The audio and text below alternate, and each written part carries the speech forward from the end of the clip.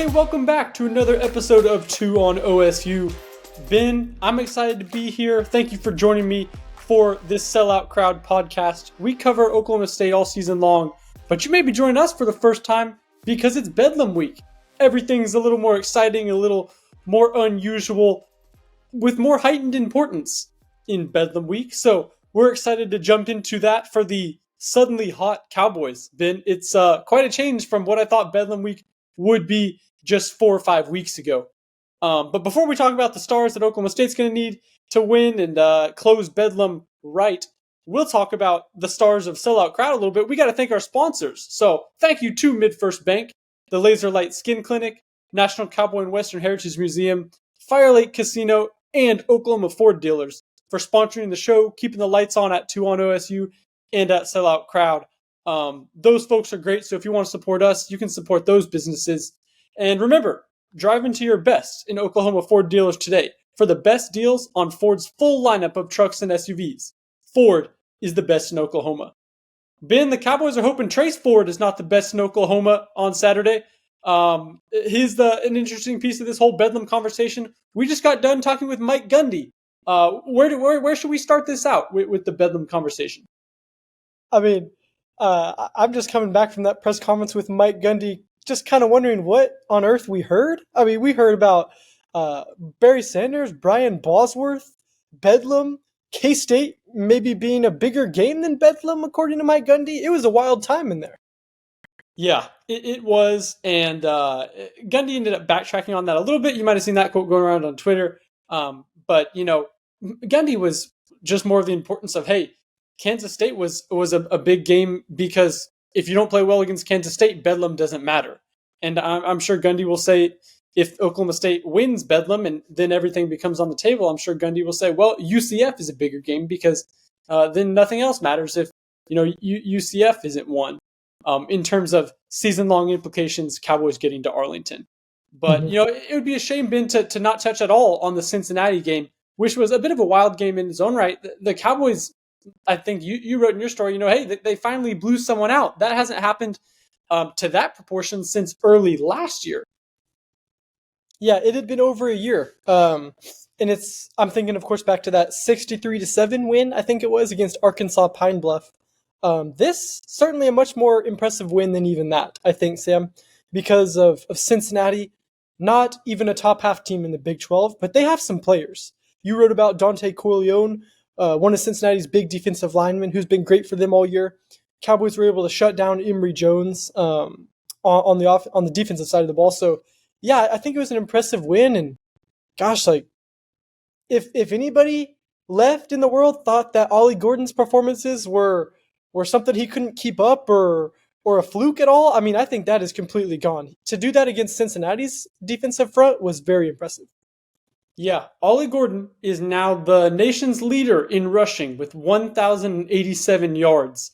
And Ben, that's impressive in its own right to be the nation leader halfway through the year in rushing yards. But that's including what happened early on where Gordon, he got 3 carries against South Alabama, was far from the featured back until the Cowboys got into Big 12 play. So he's been doing this. By now, all the stats about how he's ripped off 200, 300-yard games these past 4 games. He's been doing all that against Big 12 competition. It's pretty crazy. Yeah, it's crazy. And I was thinking back, Sam, of course, Mike Gundy, the big point of topic around here is Ollie Gordon needs to stay humble and continue to be hungry. That's kind of really been the point Mike Gundy's been driving into us, and I can only imagine how many times Ollie Gordon has heard that from his coach so far through these last 4 games. And just to think back of some of the running backs here who have done it, Barry Sanders and Thurman Thomas, Mike Gundy talked about those guys today. Ollie Gordon called Oklahoma State RBU. But the last guy to really kind of do that and remind me of Ollie Gordon was Chuba Hubbard. In 2019, he had that fantastic season where he had some 90, 80-yard runs that have really been similar to what Ollie Gordon's doing now. And I looked, Sam, I was like, I wonder how Chuba's best games have stacked up against Ollie's best games. And well, Chuba he still holds that number one spot. In 2019 against K-State, he had 303 total yards. But Ollie Gordon has had 250, has had 271, 282. He's had the next most yards, aside from that one game Chuba Hubbard is doing. And Ollie Gordon's only a sophomore. So Ollie Gordon has had every bit of the run Chuba has had, and maybe even more. Yeah, that last run he had been the 75-yard touchdown jaunt to really, put the nail. Maybe the coffin was already closed in that game, but to stack on his stats late against Cincinnati, that especially reminded me of Chuba a little bit from Ollie Gordon there, because he had the breakaway speed. He finished off that run. He didn't get caught at the 5, at the 10, like a lot of bigger backs with his size do. Gordon has that just superstar combination of breakaway speed and size to get through those holes in the first place. Gundy said it this way post-game. He said, Gordon's got good competitive speed. Gundy mentioned or compared Hartley Dykes to where, maybe their 40 time won't blow you away, but that's just straight line speed. Competitive speed is when you and a guy are racing to the end zone, you got to account for angles. You got to, just bob and weave a little bit. And Gordon, he doesn't get caught a lot, which is different from straight speed, but he has an ability to not be caught. That is really impressive. And now he's 9th in the Heisman odds, Ben. How about that? Yeah, in the first running back, right? I know you looked it up. Yeah.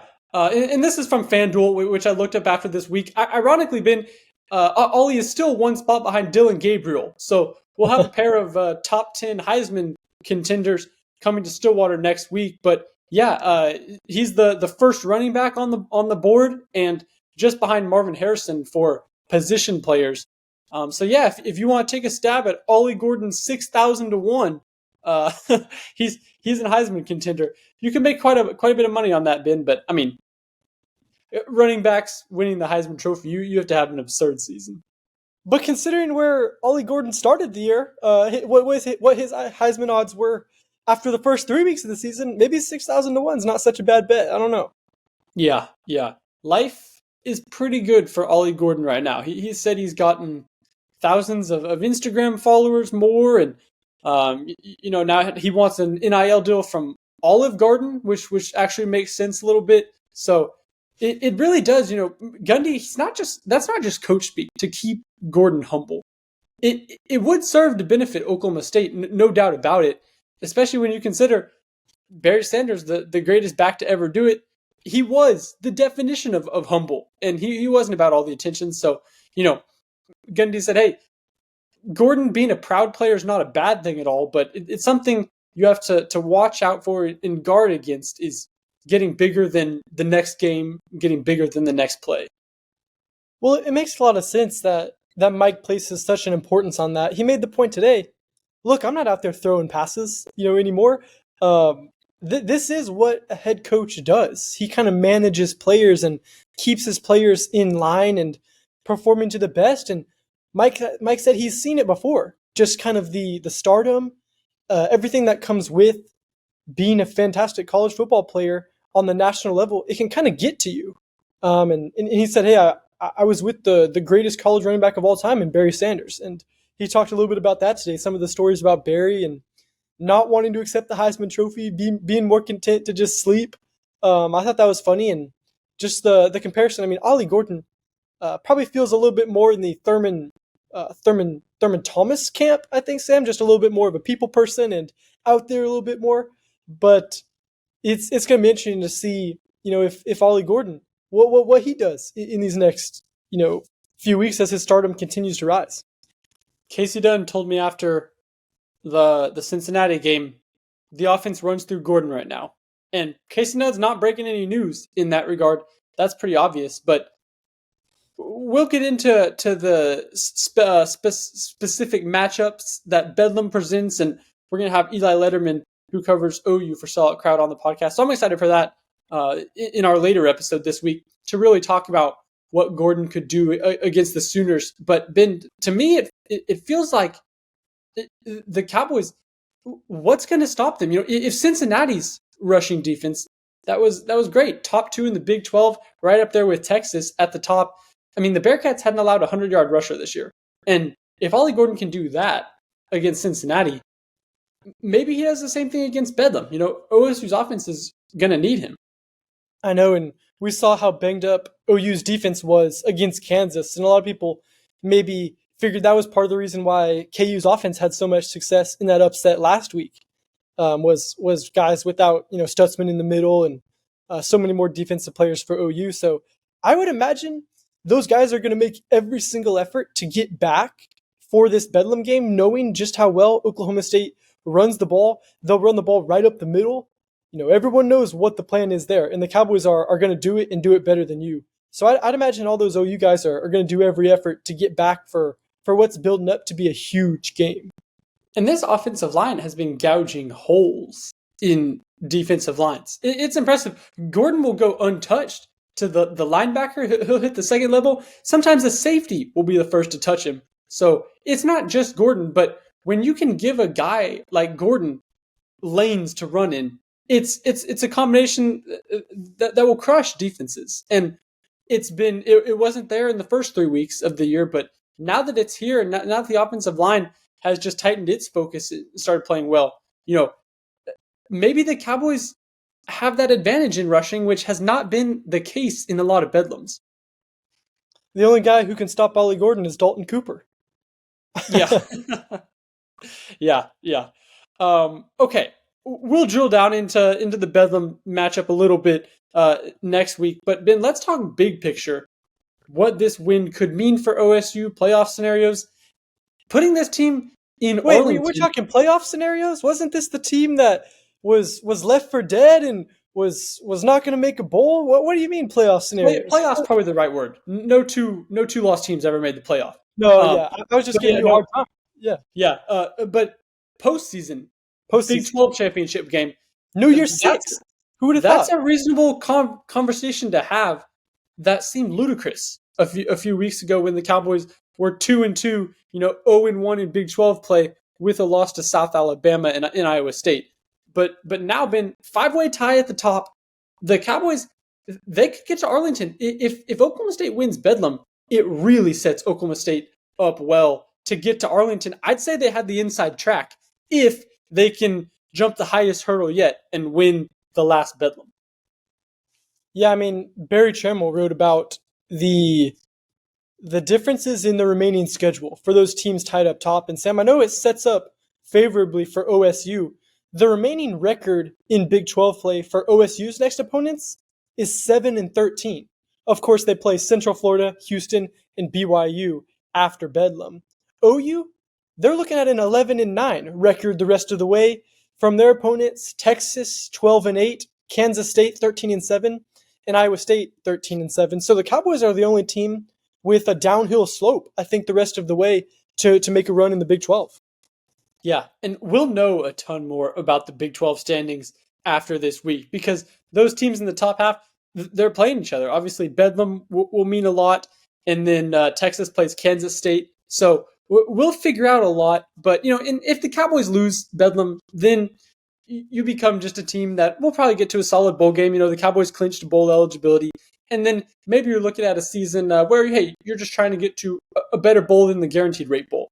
But like I said, if you win Bedlam, Oklahoma State is set up for the inside track to the Big 12 championship and beyond. So that's what's really fascinating to me, Ben, is this is a real hinge, a real turning point for the season that usually we don't see with Bedlam until being the last game of the year. But it's, to me, the Cowboys' biggest game of the season. Clearly, take aside the whole rivalry and the whole last Bedlam thing.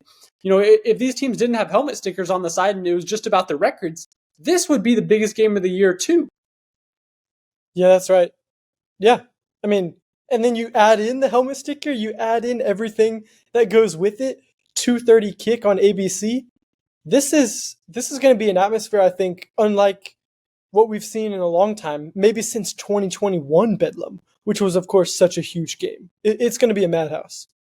Ben, we were joking yesterday about, isn't it a little funny, a little ironic, after all the beatings Oklahoma has given Kansas, that now the Jayhawks, they have the last laugh, at least for a while, after winning at Kansas last week.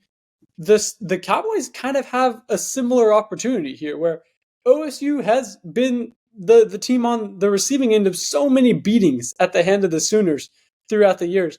But that, a lot of it could be washed away. At least the OSU fans around the water cooler could have a barb to throw back if they say, okay, but what happened last time?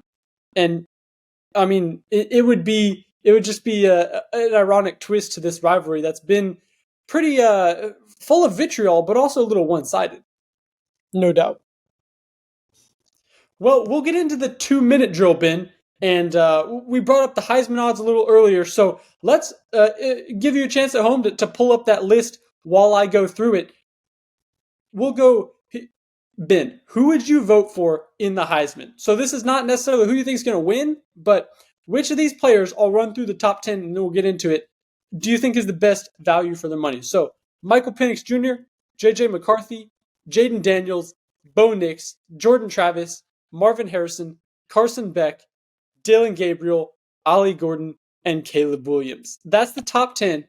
Ben, jump into it. Give me a name, give me a number, and we'll say betting $100. Who are you putting $100 on to win the Heisman? And is it Ollie Gordon? Well, it's not Ollie Gordon. I'm sorry, the Heisman Trophy is no longer a general college football award. It's a quarterback award. Devonta Smith was, of course, the receiver to win it, but I don't think that's going to happen this year. I'm going to take a quarterback with my first $100 bill. I would go Michael Penix over at Washington. I mean, Washington is still unbeaten. They have had some closer calls these last couple weeks, but I like Washington, and there's going to be some huge Pac-12 games down the stretch. That league is shaping up to be really strong. So if Washington and Michael Penix can win that league and remain unbeaten, get Washington back to the college football playoff, I think that's an award he has a really good chance at winning. As much as I want to pick Marvin Harrison Jr. here, because you and I are both on the same soapbox here, Ben, we're sick of it being not only a quarterback award, but a quarterback popularity contest. Heck, what I would love is give the Heisman Trophy to a left tackle. That's just a monster. But that's not going to happen. That doesn't, get people to tune into the Heisman ceremony in New York. And, quarterback is the most important position. So there's an argument. But, if you're truly going the most outstanding player in college football, it's probably some left tackle somewhere or some linebacker somewhere.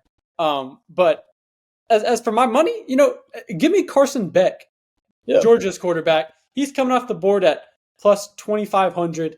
Georgia's still undefeated. Stetson Bennett was in the conversation. Stetson Bennett. So, for Georgia last year, and they've obviously had a ton of success. So that's maybe where I'd throw a stab at Carson Beck at plus 2,500.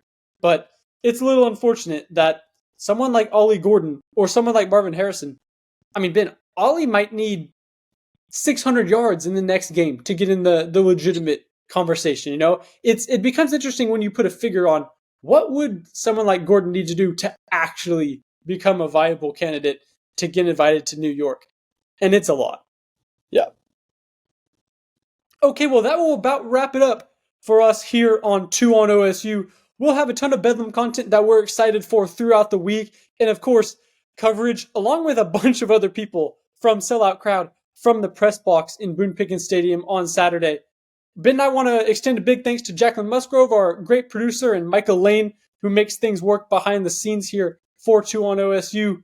And we want to thank our sponsors. So feel free to check them out, Ford Dealers, all those great folks who help keep the lights on. And if you like the show, feel free to leave a review, subscribe, comment, share, do whatever it does. That'll help us out and extend the show and extend the reach of the show. And we'll keep you updated with all the latest from the Cowboys camp as they potentially get to a Big 12 championship game, or maybe they lose in huge fashion and puts a damper on the season, and it's just they falter down the rest of the way. So we'll be here either way, keeping you updated.